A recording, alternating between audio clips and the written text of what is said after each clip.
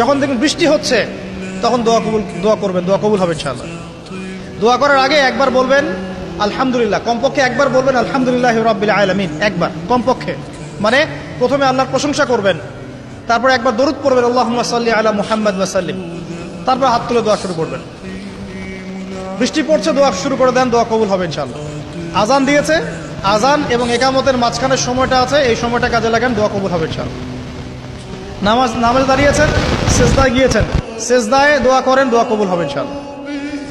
প্রশ্ন করে অনেকে যে ভাই সেজদায় কি বাংলায় দোয়া করা যাবে? হ্যাঁ যাবে, যদি আপনার নামাজটা নফল নামাজ হয়। কোন নামাজ হয়? ফরজ নামাজে করবেন না, নফল নামাজে করতে পারেন ইনশাআল্লাহ। সেজদায় বান্দা আল্লাহর সবচেয়ে কাছাকাছি থাকে, এই সময়ে বেশি বেশি দোয়া করতে রাসূল সাল্লাল্লাহু আলাইহি ওয়াসাল্লাম তাগিদ দিয়েছেন। দোয়া করলে ডাইরেক্ট কবুল হবে ইনশাআল্লাহ।